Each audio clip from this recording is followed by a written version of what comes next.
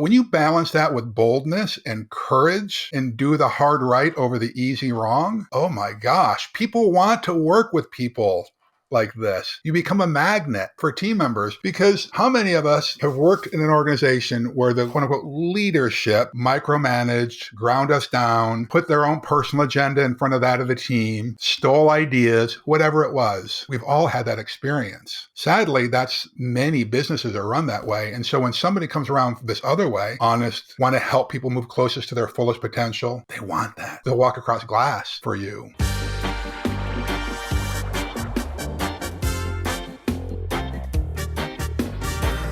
Welcome to Find Your Freedom, the best entrepreneurship podcast. Our guest today is Larry Broughton, an entrepreneur, keynote speaker, and author.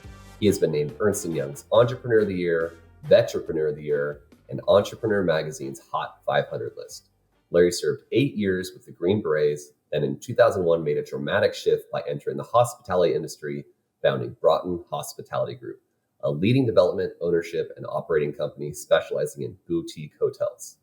Larry's upbeat, creative approach to business has been featured in news articles, national radio shows, major television networks, and is an overall awesome human. Thank you so much for listening. We value your time, and our goal is to provide you the best information and entertainment possible. If you enjoy this podcast, the best way to support us is to take a second right now to like, subscribe, and follow us. Also, share your favorite episode of the Find Your Freedom podcast with an entrepreneur in your life. Thank you. Yo. Welcome to the Find Your Freedom podcast, Larry. Hello, guys. How are you?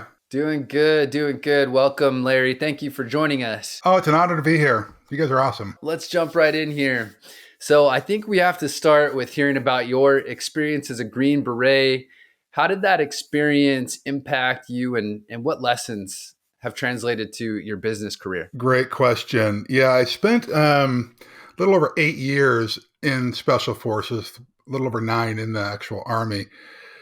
Listen, the primary couple of things I guess I learned there was the power of small elite teams. When you believe in the same thing, you've got the same vision and you're working towards the same goal. That is undeniably, it's like a superpower when you can do that. That is actually accelerated when you have people who are working inside their strengths. I see this problem in business all the time, that sometimes we just hire warm bodies to fill positions without really finding out what are your team members' strengths. Plenty of studies have shown that this is what leads to burnout more than anything else, when people go into the office day in and day out and are only spending maybe 6 to 10% of their time working in areas of their strength, right? And so it's no wonder people are frustrated. It's no wonder that organizations have poor morale, right? So those two things, I think in particular, are the most powerful thing. But the final thing is this: tenacity. It's one of those traits that most people overlook. They think, oh, I've got to be the most talented person. I need to be the most well-funded organization out there. But my friends, tenacity eats talent for lunch. You have to drive on. That's kind of the biggest takeaways, I guess, from my time in the Green Berets. 100%. Now, Larry, tell us what your company does and what sets your company apart today in your industry. Well, we're kind of in pivot mode right now, but generally I'm in the boutique hospitality space. We tend to operate, develop, own boutique hotels. These tend not to be branded or franchised hotels, and generally they're independent hotels who have higher levels of service, higher levels of style at them. So that alone separates us from most of the competition. Interestingly, boutique hotels are outnumbered by branded hotels, probably 10 to 1 at this point, but they make up about 15% of the industry revenue. So per unit, they make up more because people want this. They're willing to pay more. And since we're not paying for those big franchise fees, a lot of that money flows right to the bottom line. And so it's a more profitable business. But the difference is we are responsible for our own success, which kind of matches what I believe life is all about anyway. I'm not going to subordinate or hand over my legacy or my success to someone else and expect, hey, build it and they will come. I'm not a big believer in that when it comes to life. So that's kind of what differentiates us. The other thing is all of our executives have worked inside the hotels. Most hotel companies are founded by or led by finance jockeys, real estate people, or attorneys who have never really worked inside the industry. and we all have. That's kind of a big differentiator, I think. It translates particularly for our team members who know that we have this shared experience, right? They know that I've cleaned rooms, I've worked the front desk, I've bussed dishes, I've waited tables. When you've done that, you're much more relatable to your team members. And you can show them a path to growth in their life. If I were an attorney working in the hospitality space, trying to run hotels, never worked in a hotel before, what's relatable to someone who's working the front desk shift or working the night audit shift?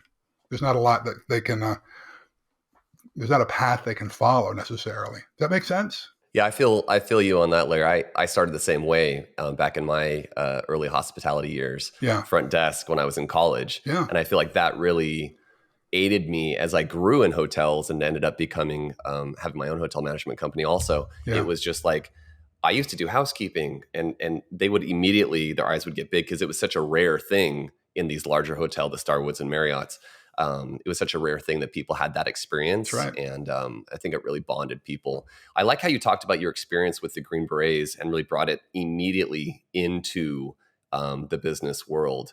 Can you talk a little bit more about sort of how you build your teams and what you think has caused both Broughton Hospitality and then your prior hotel management company, kind of what that success was built on from your experiences there? Great question. Yeah, I kind of tipped my hat to it a little bit already, and this is strengths-based stuff. During the interview process, people that are potential candidates, they see what our core values are. They see what our mission is. They see what our vision is. We tell them what our strategy is. So why is that? Because at that point, we give them an opportunity to vet themselves, to opt out of the whole process.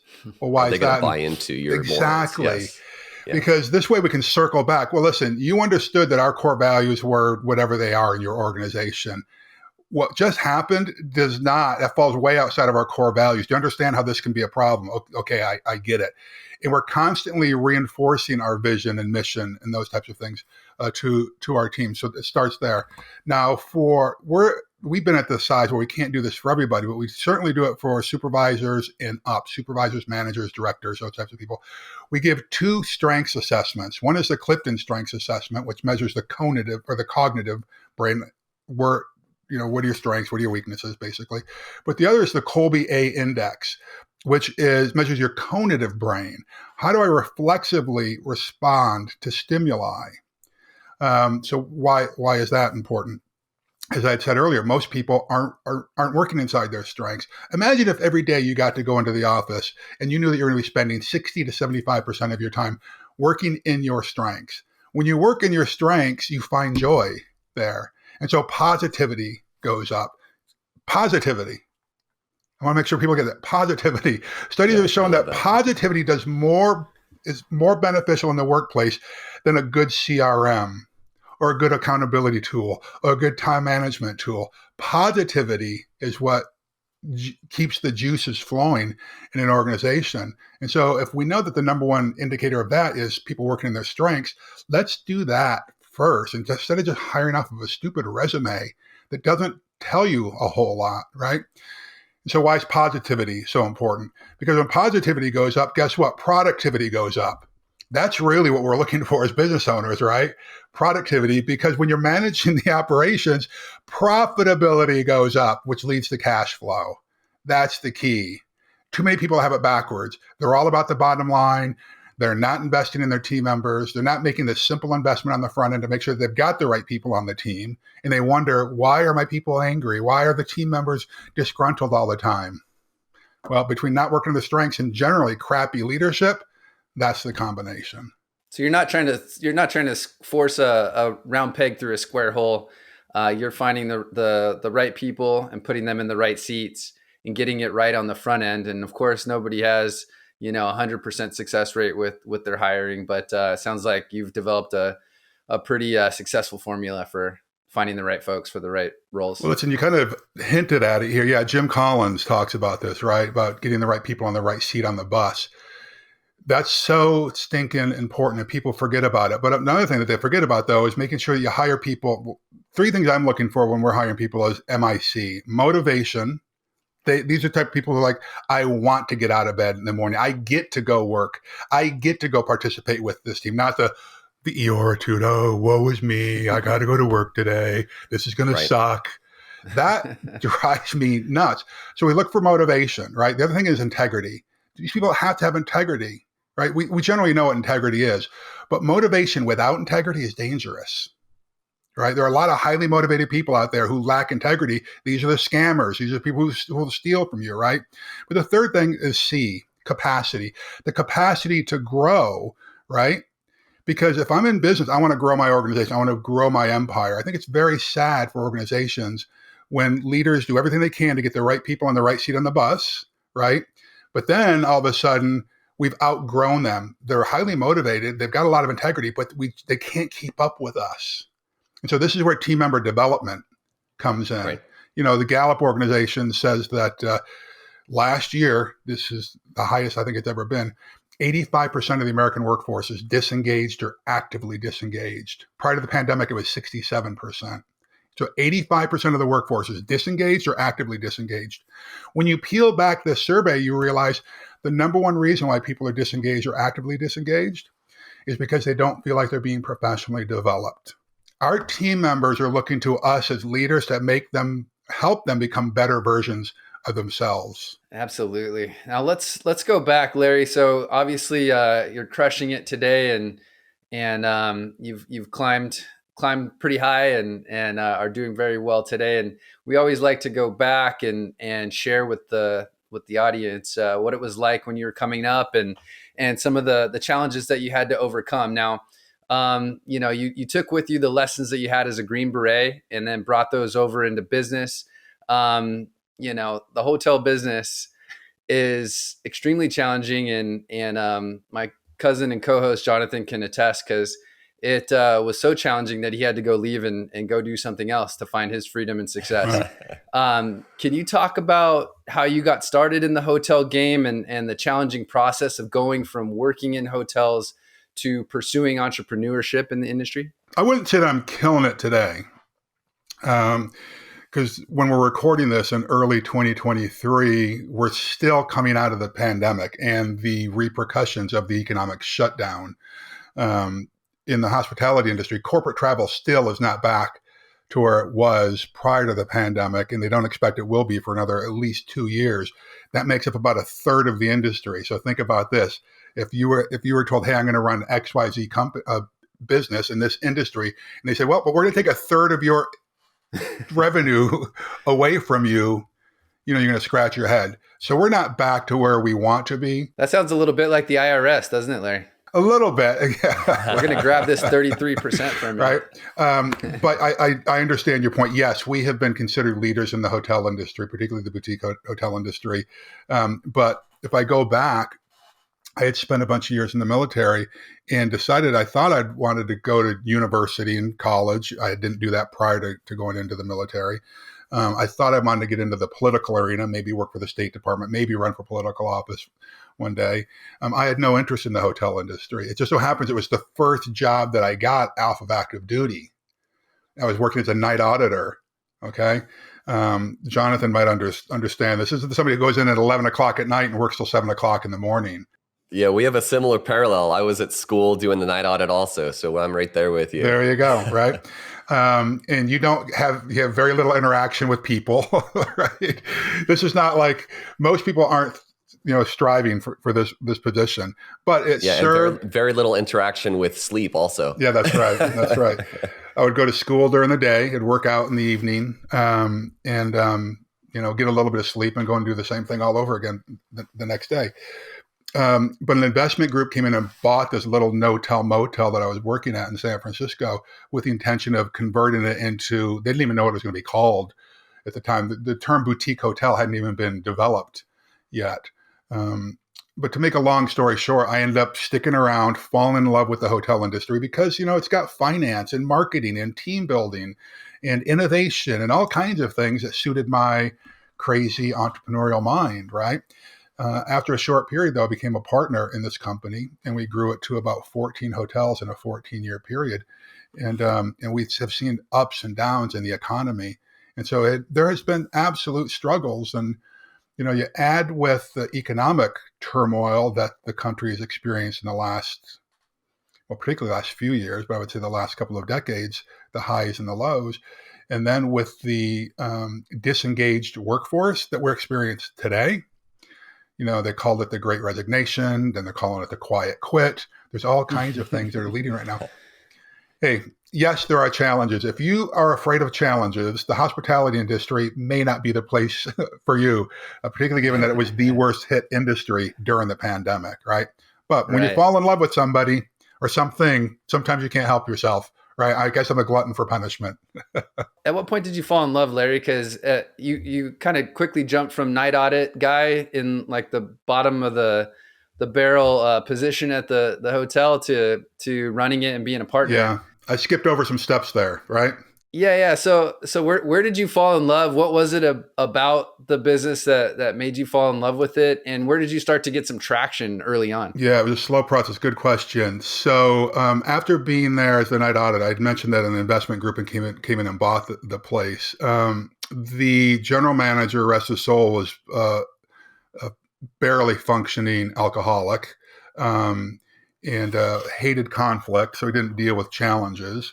But he was kept on in spite of that when the escrow closed. I was really the only person at the property providing any kind of leadership. And again, I didn't have interest in the hospitality industry at the time. But frankly, I was feeling disenfranchised, alone. I didn't have a purpose. I go from being in one of the most elite, if not the most elite unit in the military, the Green Berets, where people are pursuing excellence in everything they do, to being in a work environment where mediocrity was acceptable. Phoning in your performance was okay. I needed a purpose, right? And my purpose was, hey, if something needed to be done, I was going to do it. It was just the way my brain worked, right? So I kind of stepped into this leadership gap that was forming there. And at the same time, I was working on political campaigns. As I said, I was studying political science in school. I was working on political campaigns on both sides of the aisle and realizing I don't fit in either of these camps. And frankly, I don't have thick enough skin, nor was my moral compass flexible enough to really fit into the political arena. Yeah, it's challenging for people with high integrity. I can see that be a misalignment. Exactly, right.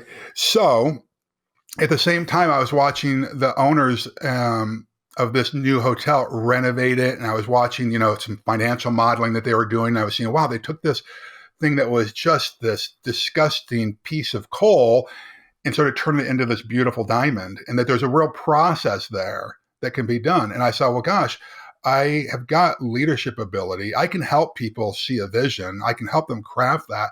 And so while my interest in the political arena was waning, my opportunity and experience in the hospitality industry was growing. And so these were kind of happening at the same time, right? And so my needs were being met. And oftentimes that's what love is about, right? Like, think of a romantic love relationship. You meet someone's needs, they're meeting yours. All of a sudden, there's an affinity that starts to grow. And so that's basically what had happened during the whole process. So when the new company came in, Larry, it sounds like you got a little peek behind the curtain as far as, what it takes to take a struggling, underperforming property and turn it into this something really special. And so that was what kind of sparked it for you? Doug, yes. That's one of the things. We have to have vision. I'm one of these people that I'm walking down Main Street somewhere and I see an empty building or a deteriorated building. I think that could be something. I don't know what it is yet, but the juices start flowing. So I think this is one of the things with entrepreneurs is that they're able to see beauty where other people see, wasteland, right? Or, I may see a beautiful harvest while someone else will see these fallow fields. I don't know what it is, but I do think that entrepreneurs look at the world a little bit differently than most other people do. Yeah, I love how you went into your background, sort of starting out with that new hotel management company. Now I want to transition to sort of when you split off from that and you created Broughton Hospitality. Can you talk about that period? Sort of, we like to hear about some of the early challenges because that was your first real on your own. On my own. Yeah, right? Yeah, it's perfect timing. It was 2001, right? Think back to what happened in 2001. For some of your young listeners, they may not know. .com bomb had happened, to the big economic burst there. And you were still up in San Francisco, right? No, I had economic interest in a bunch of hotels in San Francisco. I still had my partnership in the management company, but I'd moved to Santa Barbara with my bride Gotcha. at the Okay. time.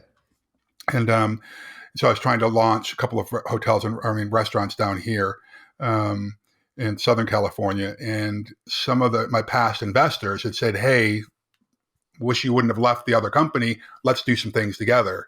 Right. And so I started looking for hotels down here. But there was the .com bomb. There was SARS. You may remember the avian flu. Mm-hmm. So why is that even of importance, Larry? Well, because it really hit Asia for the most part. All of my hotel investments at the time were in San Francisco. A third of the market was driven by the Pacific Rim at the time. So that dried up. National recession, international recession, then 9/11 hit, all in 2001, right? We lost 45% value in all of our hotels in San Francisco in that 1 year. So I went from getting distribution checks from my old partnership and from these other hotels in which I had an ownership interest to having to write capital call checks back while I was launching my own company, while I was renovating a hotel that I purchased out in Palm Springs area, and working on building a hotel in Santa Barbara. It was big challenges. Oh my gosh. Yeah. I got down to the point where I had about $84 in the bank, couldn't make payroll.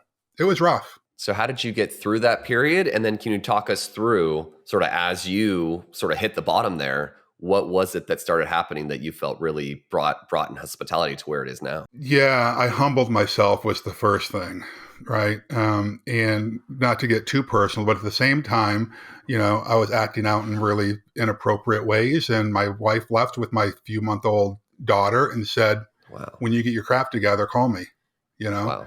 And because you don't have just a responsibility to this business. That was my baby, my business. No, I've got a living, breathing baby as well. I better be paying time and attention to. Yeah, right? It's a big priority wake-up call. Oh my gosh, big wake-up call. And so, I fought it at first. No, you don't understand. But finally, when I humbled myself and said, okay, creator, divine, whoever you are out there, I need to hear from you because my best efforts got me here and I have no idea what I'm going to do. And so, I ended up going through, back then they had Rolodexes. I started going through my Rolodex, like, who can I call? Because I used to be in a mastermind. I used to have mentors that I would pay, who would like speak reality into my life. Because this is one of the things, right? Reality is your friend. I didn't want to face reality at the time. I was still, reading my old press about what a wonder boy I was, how I could turn things around. Yeah, I want to pause you right there on that thought. I read an article about you that you actually, during your early years in hotels, that you actually reached out, cold called successful other hotel managers to get their advice and have coffee from them. Yeah. And when you were referring to the Rolodex, that jarred my memory. So was that kind of that same type of thought process? You just had this network you'd built up? Yes, that was part of it. That story had to do with when I first realized I was going to be a manager at this first hotel. But that's exactly what I did. I called people who are like me now, older, gray hair, and I asked them 3 questions. If you're in the military, you understand what these 3 questions are. It's called an AAR, an after action review. What'd you do right? What'd you do wrong? And how would you do it differently the next time around? Right. And so that's what I was asking people. But in this case, I was just calling people, and I really did humble myself and said, listen, here's where we are. The economy obviously sucks right now. I'm trying to launch these hotels. Is there any advice you've got for me? Or do you have any leads for me? I mean, I got that humble. And so I ended up talking to this guy who was a former investor in one of our hotels, who was at the time one of the top hospitality consultants in the country. And I said, Jay, here's the situation. He said, well, as it turns out, I've got a hotel client in Mexico who has 2 hotels down there. He has no idea what he's doing. He's way in over his head. And I said, Jay, I barely speak Spanish anymore. I know nothing about the Mexican hotel market. And he said, Larry, listen, just put in a proposal. Tell us what your background is so I can present this to him with the other management companies. And let's see how it goes. And I said, well, anyway. I gave Jay all of again, I just got humble. I gave him all why the negative chatter in my head, why there's no way that the guy would ever hire me, right?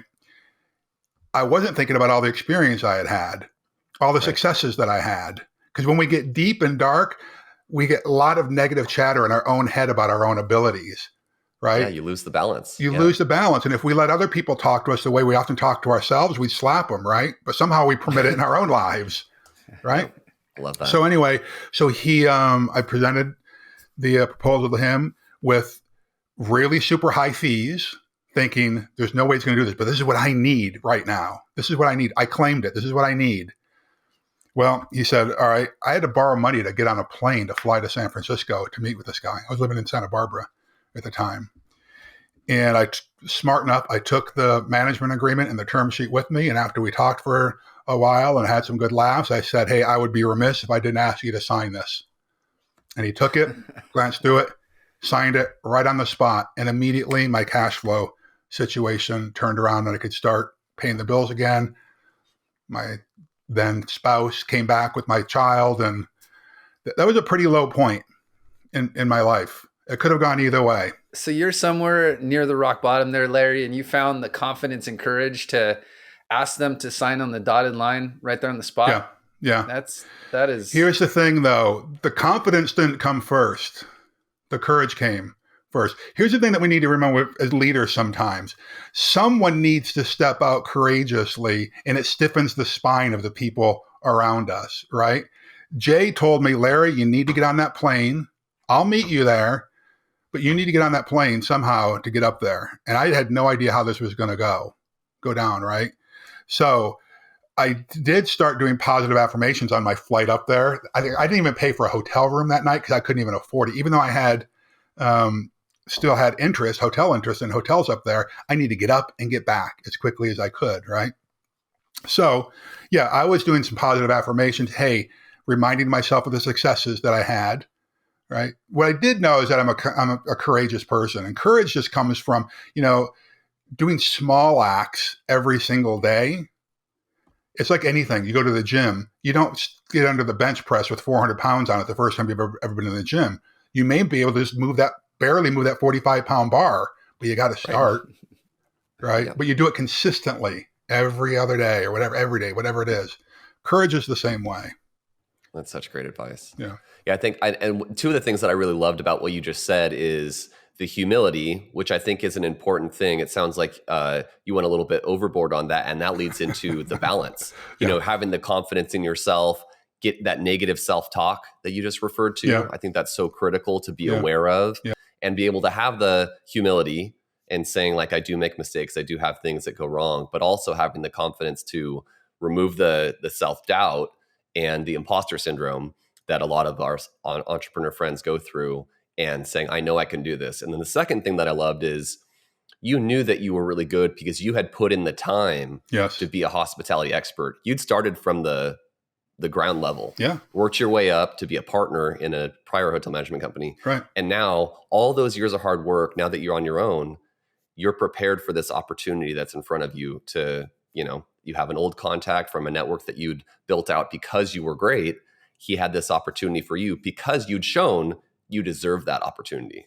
And I think that's what a lot of people miss. They do, Jonathan. And listen, years ago, when I was in Special Forces, one of the mottos is the quiet professionals. We are not braggadocious. We don't go get movie film, made about us. It's not like the Navy SEALs. Love you, brothers, but you guys are PR dogs. Okay, you love the PR.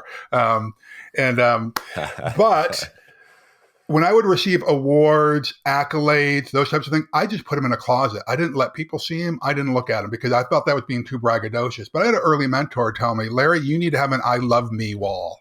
Well, what the heck's an I love me wall? Something that you can look at when none of your team members are around. You can walk up to it and say, you know what? At one point in my life, I showed a moment of brilliance. At some point in my life, somebody believed in me, right? And so I pulled out all of those old trophies and awards, Ernst & Young or whatever it was, and accolades, and put them on a wall or some shelves to remind myself. And by the way, to remind your team that they're on a winning team. Everyone wants to be on a winning team. This is why when you walk into universities or you walk into high schools, what are some of the first things you see? Trophies everywhere of past banners from past championships that they'd won, right? Yep. They want to be on a winning team. And I had to remind myself of this. I'm not perfect. I forget sometimes myself, right? We don't celebrate enough as a culture the victories that we have when it comes to business. That's a great point, Larry. I think a lot of people are like, yeah, I don't want to come across too arrogant or like I'm bragging and putting all my stuff out there. But I think you nailed it on the head that, yeah, people want to align themselves with success. And especially when you're trying to build a team and bring people into your organization, they got to know that they're going to have the opportunity to come win alongside you. And the same for investors as well. Right. Absolutely. Good point. Yeah. Absolutely. Yeah.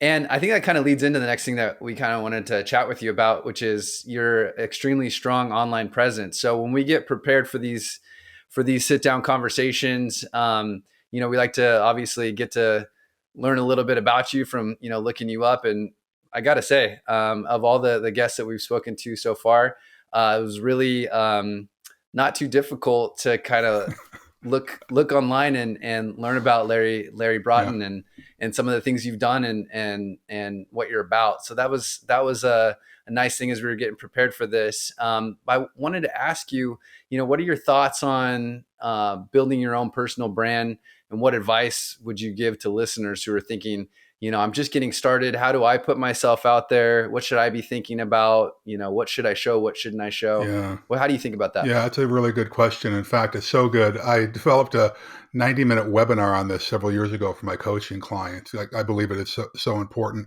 Most businesses fail. Let's just be honest with each other here. Most businesses fail. But as entrepreneurs, we put all of our marketing efforts into building, XYZ business that ultimately fails, but nobody knows who we are along the way, right?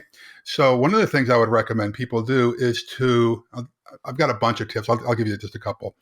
One is you should always have your own personal website. That's your name. Okay. And even if somebody else is taking it, put the in front of it or official in front of it or something, get that out there so that people can find you. Like you said, it's not difficult to find information on me. And that's what I find fascinating sometimes. And the same thing happens with social media. And I guess I would say the same thing there. Get your social media handles out there. People scratch their head. Why can't people find me on social media? But you look at their social media handle and it's some weird combination of letters and numbers, or it's a business that doesn't mention their name at all. Get social media handles that have your name in it somewhere, so that when someone does a quick search, they can actually find you, right? So those two things. The other thing is write articles about your area of expertise and get them submitted online or get them published in industry newsletters or your local newspaper so that people start talking about you, start the buzz. One of the things I joke around about is when it comes to the media, be flipping everywhere. Do these types of things. Do podcasts, do radio, do TV spots, start local. I wouldn't do your first time on national TV if you can avoid it. Do some local stuff first, but be flipping everywhere. Like, you guys are always looking for good content, right? Everybody's looking for good content.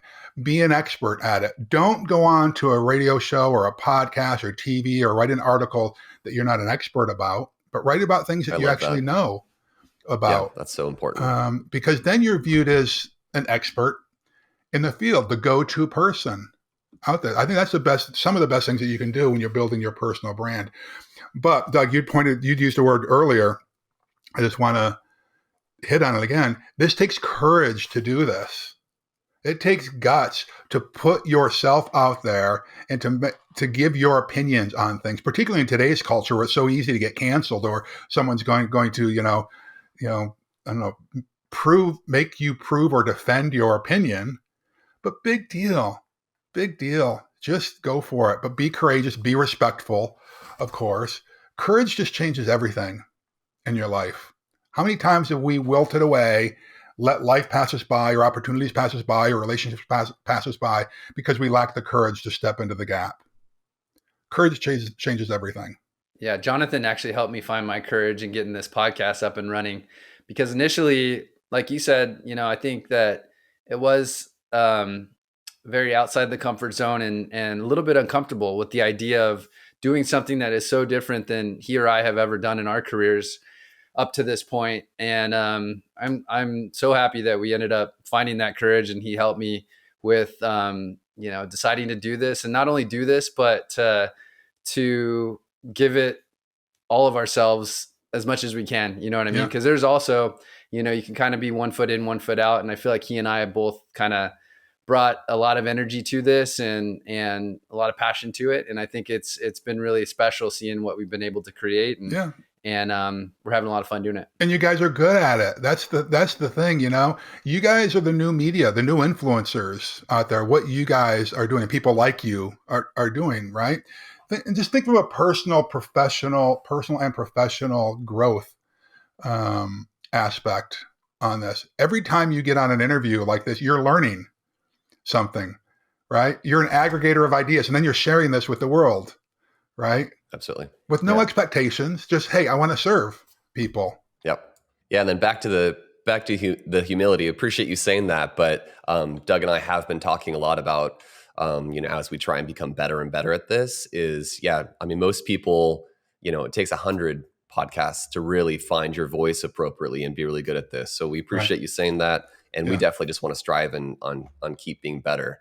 How is it that you early on, maybe looking back at your early career, you obviously built some discipline through the military. Can you give our audience some tips on how to build their discipline in business? You sounds like you really pushed yourself early on. How can they build their discipline? Yeah. Well, first, like you said, the humility is an important part. Don't pretend that you know something you don't know.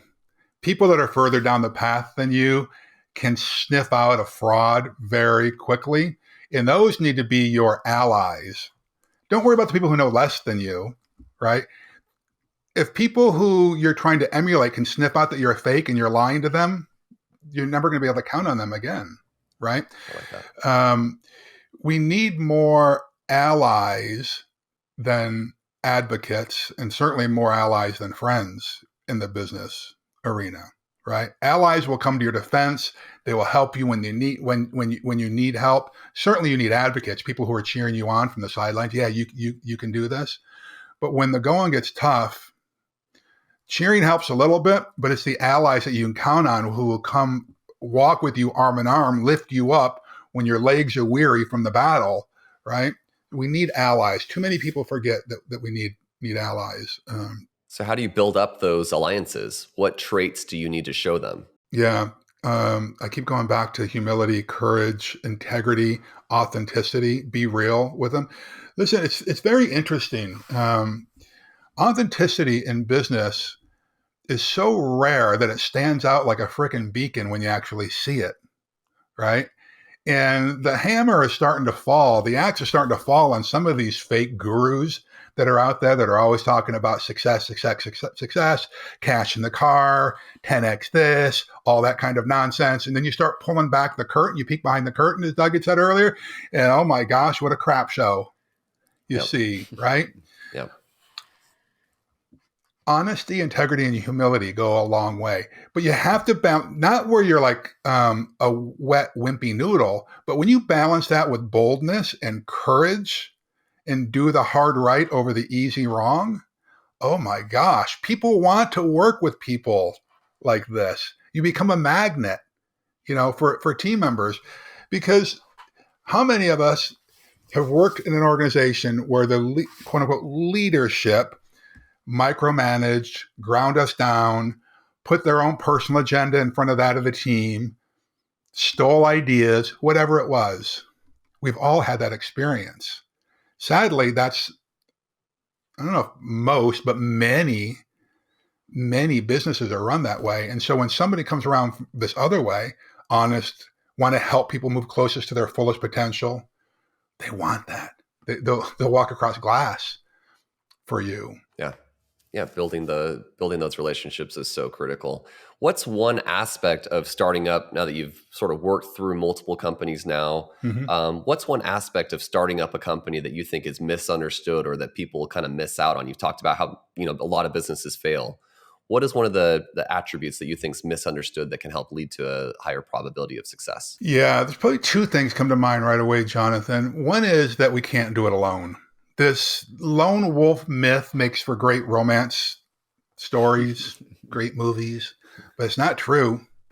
We have to have people on our teams who are bolder and brighter than we are to grow our businesses, to launch our businesses. Even if you are quote unquote solopreneur, you're going to have virtual assistants, you're going to have advisors. There's going to be people that you have to lean on. You must do this. You must surround yourself with people who are bolder and brighter than you are. The second thing is understanding business. And by that, I'm talking about that reality is our friend, as I said earlier, right? And the reality is most businesses never, and I mean never, break the $1 million a year mark. We are a country of small businesses, okay? And these are the mom and pop dry cleaners. These are the small pizza stores. These are the small independent coffee shops that line Main Street across the U.S. Most of those businesses, I mean, it's like small numbers, ever break the $1 million a year mark. And if you are a lone wolf solopreneur, the likelihood is even less that you're going to break the $1 million a year mark. But over and over, Jonathan, I hear people say, I'm going to make $1 million year one. I'm going to make $100 million year two. It's like, that's rarefied air. Few organizations ever hit that number, right? And you got to understand that a lot of these Instagram memes that you see with a cash in the front seat, they're fake $100 bills like this right here. It's not real. Now, do some businesses break the $1 million a year mark? Yes, lots of them do, but most do not. So you need to have someone in your life who speaks reality into your life. And oftentimes that is a board of advisors or mentors and coaches in your life. And the great thing about mentors and coaches, they shallow the learning curve. They help you get to your goal a lot quicker than if you're just out there stumbling through the wilderness on your own. Every time I think about this, it reminds me of just being in the woods, the deep woods, lost and trying to find your way out. But a mentor or a coach, they're like your guide, the map and the compass to help you navigate the rough terrain. So that's what I would really suggest on the early years. Don't do it by yourself. Get mentors and coaches, and accept that set realistic expectations. That's such great advice, Larry. Mentors and coaches are obviously so key, especially when you're getting started, getting it off the ground. I was recently watching a video that you had posted where you're talking about your recommendation to start with a joint venture and partner with somebody. So it kind of runs along the same lines as what we were just speaking about with not going it alone. Yeah. And it spoke to me because, that was how I did it. And when I left my corporate job that I had been at for 5.5 years, I was having success, but I knew, until I got out there and got into business for myself, I wasn't going to achieve the things that I wanted to achieve in my life. And I was working with the guy. I knew a guy who was in the place that I wanted to be 5 years in the future. And so I got him to go out to dinner with me after asking him a few times, and now we've been partners for 9 years. And I can't imagine having done what we've been able to accomplish over these last 9 years without him and I working together side by side in the trenches, as you had talked about earlier. So talk to us about what your first JV was like. How did you think about going into the partnership? How did you find that person that you entered the joint venture with? And what are some takeaways that you can share to the audience? Yeah, let me try and circle back into that. I think one of the big mistakes, Doug, that people make is that they get into a JV or a formal partnership just because somebody's already in the industry.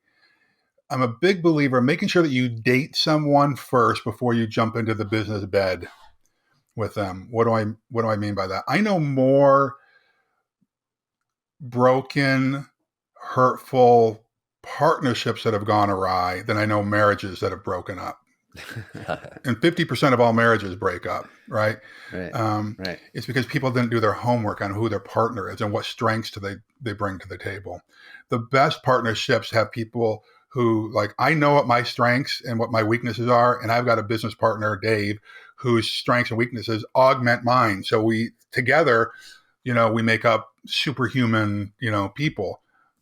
Right. But too often we get attracted to someone who shares the same exact strengths that we have, but that usually means they have the same weaknesses that we have. And so we have to build an organization around that. Let me tell you one that worked, like the most successful relationship or business partnership I have is the one I have now with my partner, Dave, who's my partner in my coaching program. I'd had a book I was trying to get across the finish line for a number of years. And I just couldn't get it there. Now Dave and I had known each other for probably 15 years prior to this. But we'd never worked with each other. People show up differently in the business arena than they do in just a friendship. Right. And so he was like, hey, we ought to become partners. We ought to do this. And so I'd learned enough from bad JVs and bad partnerships to say, we're not going to do that this time, Dave. Let's do this project together first. See how we actually work with each other. Do we respect each other? How do we actually handle each other in situations under pressure?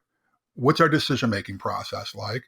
And so we did that with this book. It got done better and faster than I'd ever thought. Then we did another small project together, and then we became partners. I think that's the best way to do a JV, that approach. On the other side was I had a partnership. The first real JV that I did was in the restaurant space. Right now, this guy who I did a JV with, he was a former employee of mine. Right.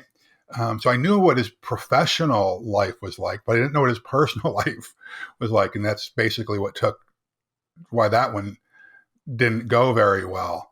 Right. I never really dove into like, what are your real core values? Like, I see how you show up to work. You're good at managing, people, but his personal life was an absolute mess.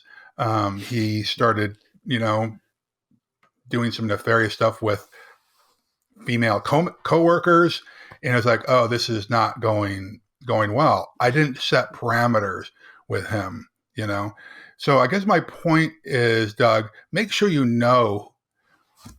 really know the person you're getting into a JV with, because not only can they take you down financially, they can take your reputation down, which will proceed, live much longer than your temporary broken financial situation. That's a great point. Your reputation will outlive you, right? And so I had to separate myself from that partnership, sadly, because it was just too toxic. Is not the right word. It's way overused right now. It just wasn't a great relationship. Yeah, that's really insightful. Yeah, it's so important to hear those stories, because I think people do kind of rush into these situations just because it is a comfortable relationship. Yes. Yeah. When really you do have to be looking about those strengths and weaknesses, and how are you going to be synergistic and bringing each other up, instead of just sort of having a good friendship. Yeah. So I really love that. Yeah. And I also wanted to point out that I can see just from this conversation how successful and how easy it must have been. It looks, hearing how you talk about business and your background, I think it's so valuable for our audience to hear. And at the end of it, I want to give a plug to your coaching program. I know that you're a very in-demand keynote speaker. What is it that you think are the main reasons that those words are so impactful, and why you're so sought out for those speaking engagements? Yeah, I think it's because what you see is what you get. Yeah, that authenticity that you referenced. Exactly. I totally get that. Yeah. And I bring a sense of humor to it. It's a little bit of self-deprecating humor to the stage. Critical. I'm relatable for sure. I wasn't, born with the proverbial silver spoon in my mouth. I grew up in the working poor family, and just learned how to be tenacious. So I think there's a lot of lessons in there. I share the good, the bad, and the ugly. I love how you've been so personal through the conversation, and I think it's very relatable. Well, why waste my time doing this if I'm going to come on here and just be a fraud and pretend I'm somebody I'm not, and sell people a load of BS about how easy it is to find freedom. Right. Finding freedom takes commitment. It is a flippin' journey. Sometimes you have to have the machete out, and you are just hacking your way through the undergrowth. You always got to have that machete ready. Yes. Listen, if I came on here and said it was going to be easy, and then those people were struggling, they say, Larry is either full of BS, or what's more likely to happen, what they're going to say is, I'm not good enough.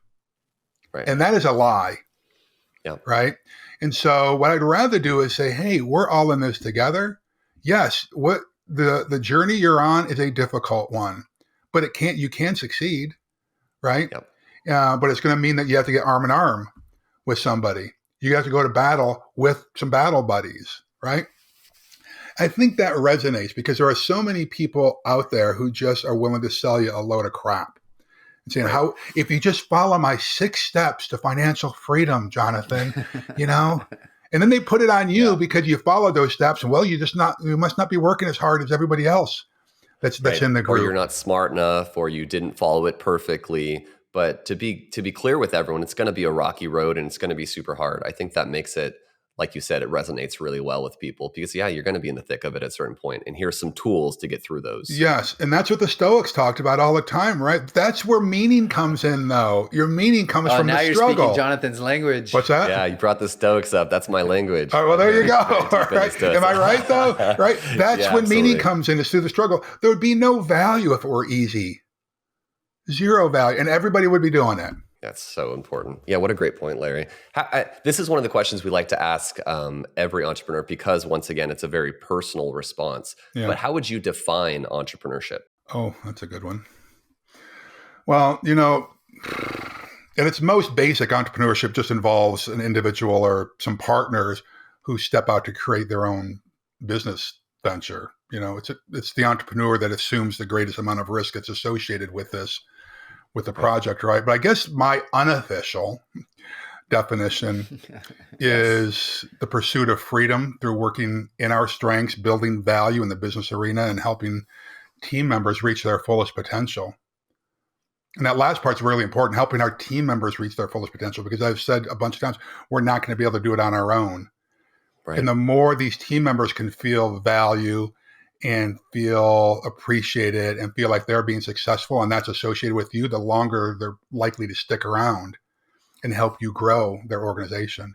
So I'm not sure which is more valuable between those two definitions, but my unofficial one is the one that keeps me going every day, I guess. The unofficial one I totally align with. And I love how you keep referencing back to building a team and taking a lot of time to, number one, find the right people that align with your mission and your purpose. Yeah. And then number two, taking the time, you've said this a few times, to make them better than you at what they're doing. Yeah. So you find people who are going to fit perfectly into that piece of the puzzle, and you give them the tools and the support to help them thrive and grow. I think that's such an overlooked piece of entrepreneur success, is helping build their team around them and giving them the tools they need, because you're not going to be the best at everything. You got to find people who can fill those pieces of the weaknesses that you have. And I love how you keep referencing that. Well, the Achilles heel for most entrepreneurs is that they feel like they need to be the smartest person in the room.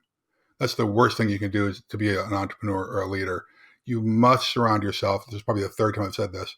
You must surround yourself with people who are bolder and brighter than you are. They're just different than you are. I guess I learned this in my martial arts days. My twin brother, who's an amazing literally world-class martial artist and in a bunch of martial arts halls of fame, taught this years ago, that he would rather have been the creator of great martial artists than to be a great martial artist. Love that. Right? Isn't that amazing when you think, I just want to, I can be the conductor of all this amazing team of stallions who are pulling at the reins constantly. Let's go, let's go, let's go. I get chills when I think about that. That's brilliant. Instead of just me. It's all about me. Ugh. Right. It turns my stomach.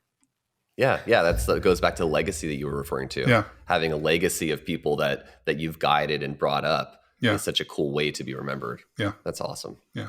We're so honored to have you on today, Larry. I super appreciate it. This is exactly what the Find Your Freedom podcast was created for. Good. Incredible stories from interesting entrepreneurs who have totally different paths to find their success. And your story is so unique. And I really enjoyed this conversation today. Let's finish here. What are some of the resources that you would recommend? You've already referenced, I think, a 90-minute sort of social media thing that you created. How can we find your resources out there? Yeah. Listen, I'm on all the major social media platforms, I should say: LinkedIn, Instagram, Twitter, Facebook. Just search for Larry Broughton and I'm there. On Instagram, I've got a link tree, and I guess all of them. Linktree. I've got all kinds of links to free webinars, free resources, hire me for consulting or coaching. It's all right there. But I've also got this book that a lot of people have found to be very powerful in the entrepreneurial space. It's called Victory: 7 Revolutionary Strategies for Entrepreneurs. I just got a call this morning from somebody who said, "Oh, my life was transformed because of this." So I think that's really good. I would encourage people, if look for entrepreneurial training conferences that are out there, like good ones. There's a lot of crappy ones out there that at the end, they just want to sell you their program. Try to avoid those. But like if you're in the veteran space, for instance, there's an organization called the IVMF, the Institute for Veterans and Military Families, who put on some real powerful, world-class entrepreneurial trainings. Do that, and just don't do it alone. Don't do it alone, please. I beg of you. So many awesome gems in there, Larry. Thanks so much for taking the time today. We appreciate it. All right, guys. Thank you so much. God bless you. Larry, this has been great. Thank you so much. Thank you so much for listening. We value your time, and our goal is to provide you the best information and entertainment possible. If you enjoy this podcast, the best way to support us is to take a second right now to like, subscribe, and follow us. Also, share your favorite episode of the Find Your Freedom podcast with an entrepreneur in your life. Thank you.